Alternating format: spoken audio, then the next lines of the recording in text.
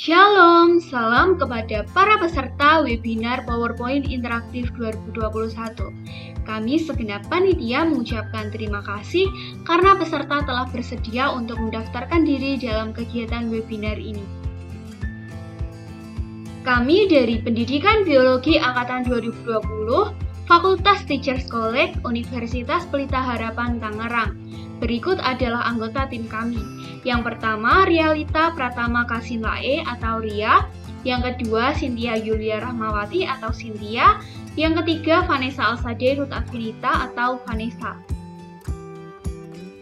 Sebelum kita memulai webinar pada hari ini, alangkah baiknya kita buka di dalam doa. Saya akan berdoa secara Kristiani. Mari kita bersatu di dalam doa. Bapa kami yang di surga, kami mengucap syukur Tuhan atas pemeliharaan-Mu sampai saat ini. Sebentar kami akan memulai webinar pada hari ini. Kiranya device dan jaringan yang kami gunakan, Kau beri kelancaran Tuhan. Dan juga dari setiap apa yang kami bagikan dapat menjadi berkat untuk orang lain, dan kami dapat mendapatkan wawasan yang baru Tuhan. Bapa, kami menyerahkan webinar ini hanya dalam kuasa dan pertolongan-Mu Tuhan. Dalam nama Tuhan Yesus, haleluya, amin. Tujuan pengadaan webinar PPT interaktif ini adalah yang pertama, kami sebagai panitia penyelenggara dapat membagikan ilmu yang telah kami dapatkan melalui tugas pengabdian kepada masyarakat. Lalu yang kedua, peserta dapat mengenal lebih dekat aplikasi Microsoft PowerPoint. Lalu yang ketiga, peserta juga dapat mengenal fitur-fitur yang terdapat di dalam Microsoft PowerPoint dan bagaimana penggunaannya. Dan yang keempat, peserta dapat membuat presentasi secara menarik dan efektif menggunakan Microsoft PowerPoint. Berikutnya, mari kita kenal lebih dekat beberapa aplikasi yang diproduksi oleh Microsoft Office. Yang pertama, ada Microsoft Word, lalu ada Microsoft PowerPoint, Microsoft Excel, Microsoft Teams, Microsoft Forms, ada Outlook, ada OneNote, OneDrive, SharePoint, Stream, Power Automate, ada Yammer, Project, Sway, dan masih banyak lagi aplikasi-aplikasi yang telah diproduksi oleh Microsoft Office. Untuk kali ini, kita akan bersama-sama mengenal lebih dekat mengenai Microsoft PowerPoint. Di dalam Microsoft PowerPoint terdapat beberapa tools yang dapat membantu kita di dalam menyusun presentasi yang menarik dan efektif. Yang pertama, ada tools atau menu home yang merupakan fitur utama di dalam pembuatan presentasi. Lalu yang kedua, ada menu insert. Menu insert ini berguna untuk memasukkan objek ke dalam slide yang akan kita kerjakan. Lalu yang ketiga, ada menu desain. Menu desain ini berguna di dalam mendesain slide yang akan kita kerjakan. Lalu yang keempat, ada menu animation. Animation ini berguna di dalam mengatur animasi yang akan kita gunakan di dalam slide. Lalu yang keempat, ada menu slideshow. Slideshow ini berguna di dalam mengatur gerakan slide ketika presentasi berlangsung. Dan yang keenam, ada menu review dan menu view. Nah, menu review dan menu view ini bermanfaat di dalam mereview atau mengulas kembali slide PPT yang telah kita kerjakan, serta menampilkan slide untuk melakukan presentasi. Baik teman-teman, mari kita pelajari lebih lanjut mengenai menu-menu utama yang terdapat di dalam Microsoft PowerPoint. Yang pertama, ada menu home. Menu home ini merupakan menu utama atau fitur utama di dalam pembuatan presentasi yang secara garis besar berkaitan dengan editing teks di dalam PowerPoint. Lalu yang kedua, ada menu insert. Menu insert ini bermanfaat di dalam memasukkan objek ke dalam slide. Misalnya objek tabel atau objek picture, lalu clip art, shapes, smart art atau grafik, lalu ada juga card atau diagram, lalu ada juga hyperlink. Hyperlink ini berkaitan dengan bagaimana teman-teman dapat menyisipkan link yang berkaitan langsung dengan halaman web atau gambar dan lain sebagainya, yang linknya teman-teman bisa masukkan ke dalam presentasi PowerPoint. Lalu ada juga text box, ada header and footer, ada word art, lalu ada equation yang berkaitan dengan rumus-rumus matematika. Lalu ada simbol, di mana simbol-simbol ini tidak terdapat pada keyboard. Teman-teman bisa menggunakannya, bisa menemukannya di bagian ini. Lalu ada juga menu desain. Menu desain ini berkaitan dengan tampilan slide PowerPoint. Nah, ada beberapa jenis desain yang telah tersedia di Microsoft PowerPoint. Teman-teman dapat memilihnya sesuai dengan kebutuhan. Teman-teman juga bisa mengubah warna dari tampilan slide ini, dari desain ini sesuai dengan kebutuhan. Bisa juga merubah fontnya. Lalu yang keempat ada menu transisi. Menu transisi ini berkaitan langsung dengan slide. Teman-teman bisa menambahkan efek transisi pada slide, misalnya fade. Kita bisa menambahkan efek ini. Oke. Teman-teman juga bisa menambahkan sound.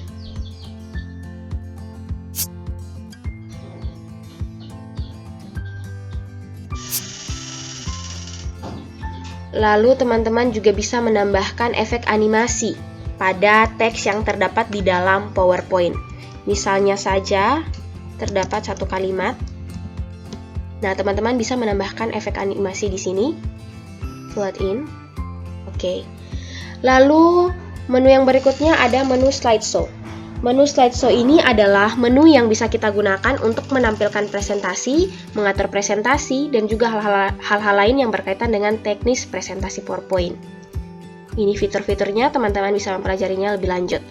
Lalu yang berikut ada menu review dan menu view.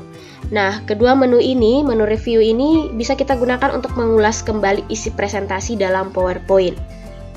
Menu review ada spelling, research, thesaurus, translate, dan lain sebagainya.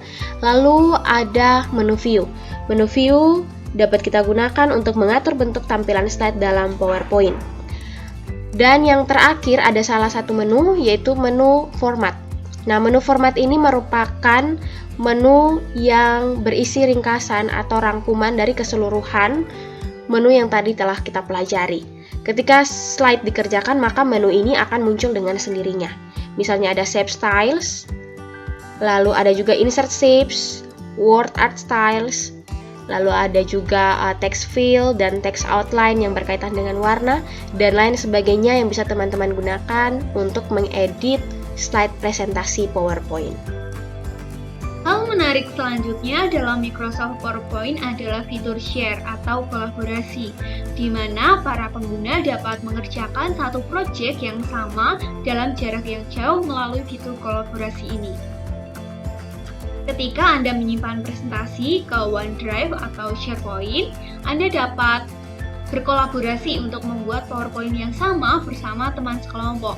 Dengan catatan Anda harus memiliki aplikasi Microsoft PowerPoint tahun 2010 untuk Windows atau Microsoft PowerPoint 2016 untuk Mac. Lalu, bagaimana ya cara melakukan kolaborasi? Nah, pertama kali yang harus Anda lakukan adalah membuka PowerPoint tentu saja, sehingga tampilannya seperti ini. Lalu Anda pergi ke pojok kanan atas dan klik share.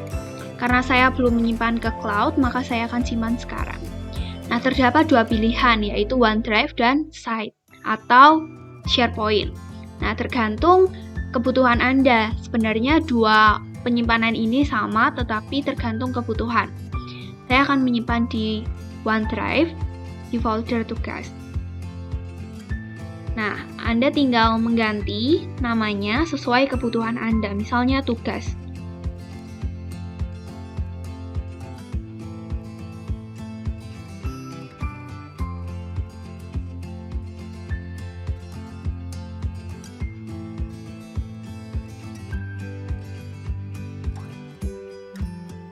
Nah, setelah tersimpan, terdapat dua pilihan. Anda dapat menginvite people atau mengundang teman, misalnya saya mengundang teman saya.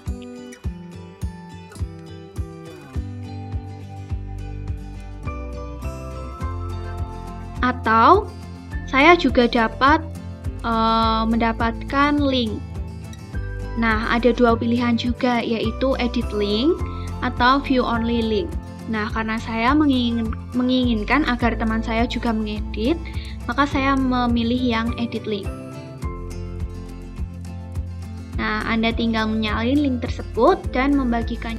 Nah, kita sampai pada hal yang paling ditunggu-tunggu oleh rekan-rekan sekalian, yaitu bagaimana sih cara membuat presentasi yang menarik.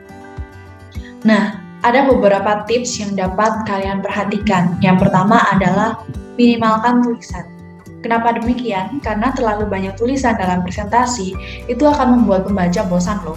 Salah satu cara membuat presentasi yang baik itu akan bertujuan supaya audiens itu lebih fokus dalam mendengarkan, lebih tertarik untuk memperhatikan apa yang kalian jelaskan, baik secara langsung maupun dari setiap slide yang ada, yang dapat memperjelas apa sih informasi yang kalian jelaskan. Dan hal ini juga akan membuat audiens itu tidak terfokus pada monitor untuk membaca setiap kalimat yang kalian tulis dalam tersebut. Nah, kalimat yang panjang tentunya akan mengganggu konsentrasi audiens. Daripada mendengarkan, mereka akan lebih fokus untuk membaca setiap kalimat yang ada di sana. Nah, dalam hal ini, kita harus tahu bahwa dalam suatu presentasi tentunya audiens itu akan lebih dominan untuk mendengarkan daripada untuk membaca setiap kalimat yang mungkin padat. Dan dalam hal ini akan lebih baik apabila suatu presentasi itu dapat mengcover hanya bagian yang paling krusial atau penting. Jadi tuliskan hal-hal yang penting yang akan kalian sampaikan, dan nanti sisanya kalian dapat menjelaskan secara langsung, atau mungkin apabila diperlukan kalian juga dapat menggunakan fitur notes yang ada pada PowerPoint. Lalu, cara membuat presentasi yang baik selanjutnya adalah dengan memilih font yang mudah dibaca. Nah, font ini merupakan bagian penting dalam menarik perhatian audiens.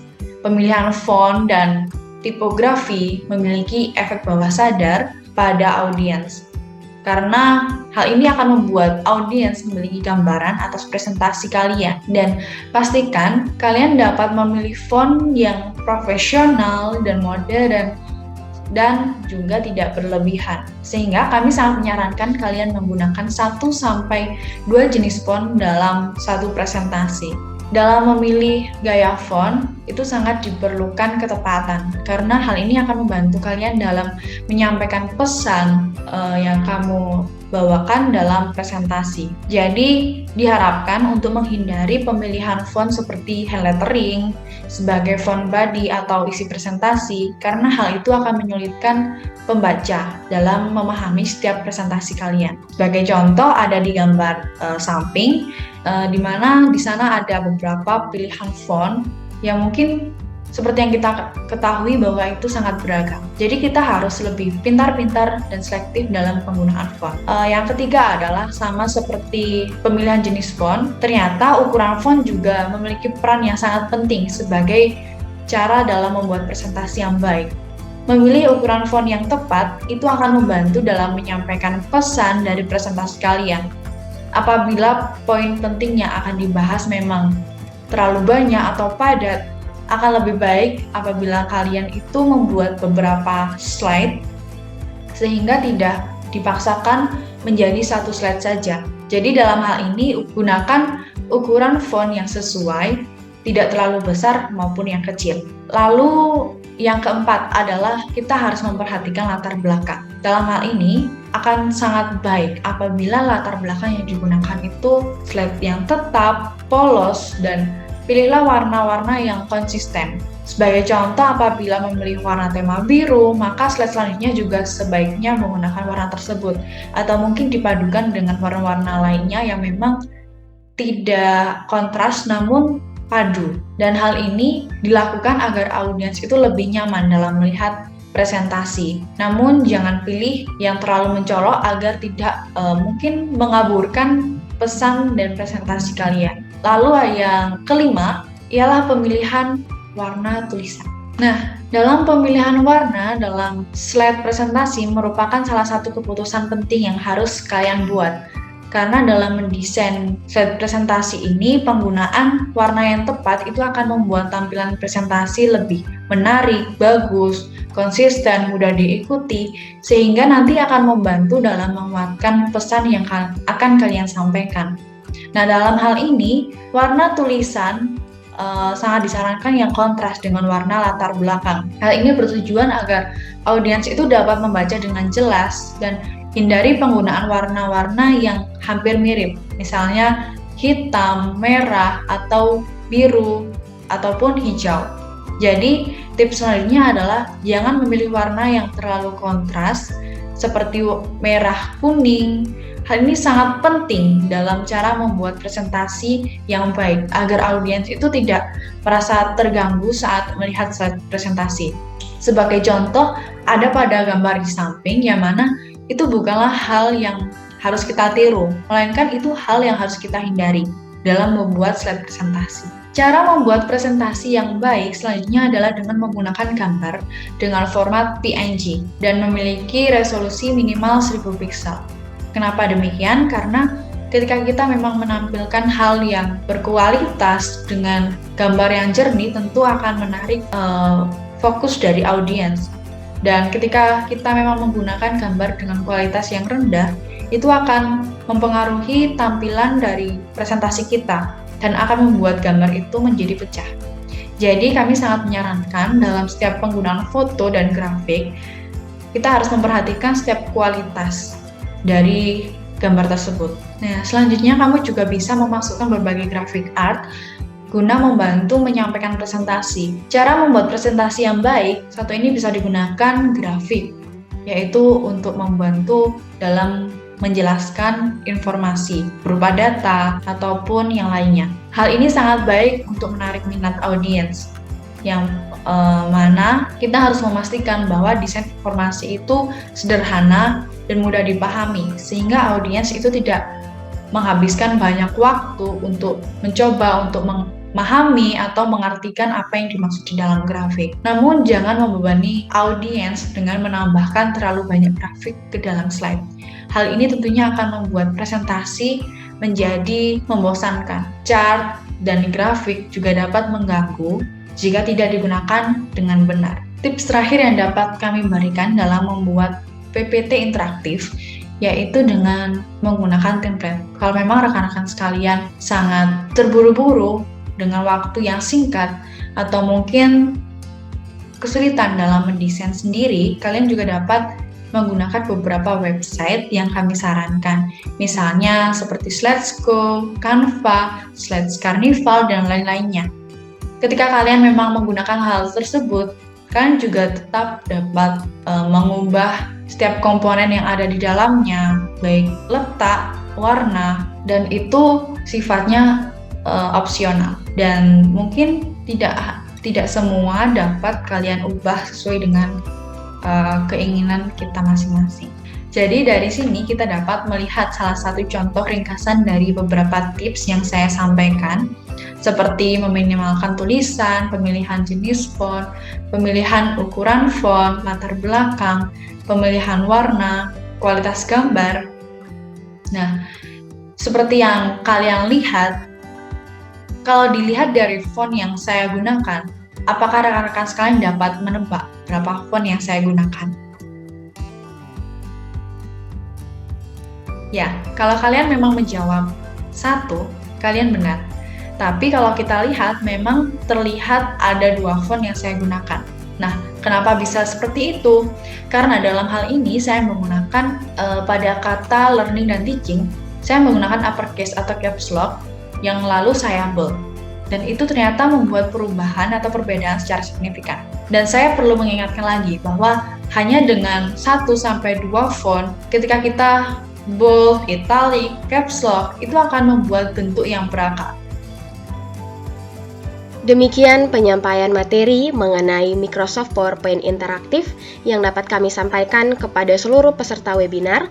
Satu pesan dari kami adalah never stop learning because life never stop teaching, yang artinya jangan pernah berhenti belajar karena hidup tidak pernah berhenti mengajar. Marilah kita menutup rangkaian kegiatan webinar ini dalam doa penutup. Saya akan menghantarkan melalui tata cara Kristiani. Untuk teman-teman yang memiliki kepercayaan lain, dimohon untuk mengikuti. Mari kita berdoa. Bapa, kami bersyukur atas segala berkat-Mu, atas segala cinta kasih-Mu di dalam kehidupan kami, Bapa. Kami bersyukur karena Engkau masih menyertai kami, menyertai kegiatan webinar kami pada hari ini. Kami bersyukur webinar kami lancar dan dapat sampai ke akhir acara ini.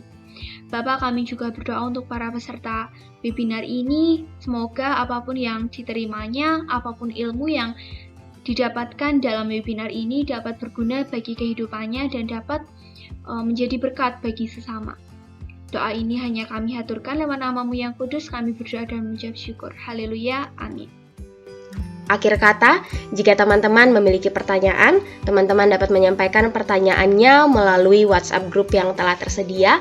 Dan yang terakhir, jangan lupa untuk mengisi form evaluasi yang akan kami berikan. Sekian dan terima kasih, semoga materi ini dapat bermanfaat bagi kita semua. Semangat belajar!